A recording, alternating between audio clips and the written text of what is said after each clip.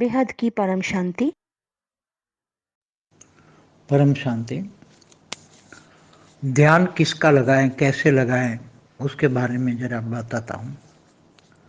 ध्यान जगत पिता का लगाएं या जगत माता का लगाएं, ये भक्ति मार्ग में होता है नहीं। जगत माता, जगन्नाथ कहते हैं उसको। तो जगन्नाथ में भक्ति मार्ग वाले कई जगह कोई राम को मानता है, कोई कृष्ण को मानता है, कोई शिव को मानता है। और माताओं में तो एक जगत माता, जगत जननी बोलते हैं।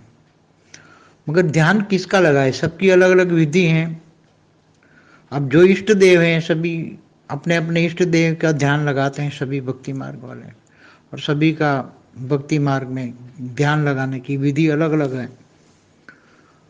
ध्यान लगाना मना पूरी बुद्धि से उसको याद करना।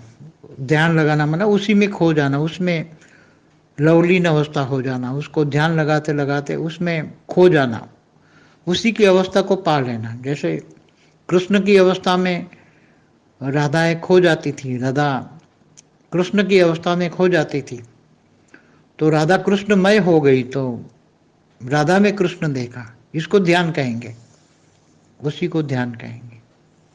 तो ध्यान की स्टेज ऐसी होनी चाहिए। जो भक्ति मार्ग में ध्यान तो अलग अलग इष्ट देव का लगाते हैं,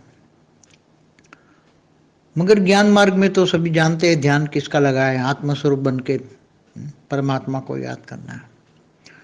कई लोग निर्गुण निराकार को याद करते हैं, शिव को याद करते हैं, बीके वाले तो निर्गुण निराकार। मगर वास्तव में देखो, भक्ति मार्ग में दो प्रकार का है। एक निर्गुण निराकार को भी मानता है और साकार को मानता है। मूर्ति के बिना ध्यान किसका लगाए, निराकार का कैसे ध्यान लगाए। वो लोग कहते हैं निराकार से भाव नहीं आएगा, और निराकार से भाव माना प्यार नहीं आएगा। निराकार से कैसे प्यार करें। ये तो ज्ञान मार्ग में जब आत्मा का पिता परमात्मा कहते हैं, तब पिता पुत्र का संबंध होता है। आत्मा का पिता परमात्मा, तो संबंध क्रिएट हुआ कि मैं रचना और रचयिता, तो मेरे रचयिता है, मेरे पिता है, परम पिता है, तो भाव आता है। निराकार से भाव आता है। तो भक्ति मार्ग में भाव बिना भी भक्ति नहीं हो सकती। भक्ति माना भावना। अब ये तो भक्ति है, तो भावना के बिना, तो इसलिए वो सगुण की उपासना करते, साकार की उपासना करते भक्ति मार्ग वाले, उसमें खो जाते। ध्यान माना बुद्धि पूरी लगा देना, दुनिया को भूल जाना, पूरी दुनिया को भूल जाना, अपने इष्ट देव में ध्यान मग्न इतना हो जाना। जैसे मीरा हो गई मगन, तो मीरा का जो ध्यान कृष्ण में रहता था, कितना कृष्णमय हो जाती थी मीरा। तो ऐसे कई भक्ति मार्ग में उदाहरण मिलेंगे आपको, बहुत भक्ति मार्ग में। तो ध्यान लगाने वाले जो ध्यान की विधि जानते हैं, मगर भक्ति मार्ग में तो ध्यान लगाना सीधी सादी बात होती है कि बेश उसको जिस रूप को, जिस स्वरूप को तुम मानते हो, जिस इष्ट देव के स्वरूप को मानते हो, उसी स्वरूप में खो जाओ। उसी रूप में खो जाओ, तो उसी रूप में तुम याद करते करते उसी रूप को तुम पालोगे।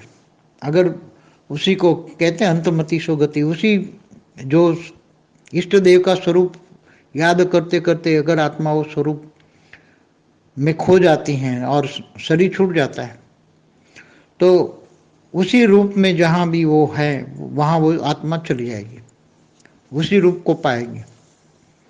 जैसे कोई भी, जैसे कृष्ण को याद करते हैं, तो कृष्ण को याद करते करते खो जाओगे, और अब शरीर छूट जाएगा तो कृष्ण जहाँ भी रहता होगा वो उसको तुम लो जाओगे। तो जैसे मैंने पहले भी बताया, राधा कृष्ण का आकारी रूप गोलोक में रहता है, विष्णुपुरी में गोलोक होता था, तो वहाँ राधा कृष्ण का आकारी रूप गोलोक होता है, तो वहाँ सीधे तुम गोलोक में कृष्ण के पास, क्योंकि तुम कृष्णमय हो गए।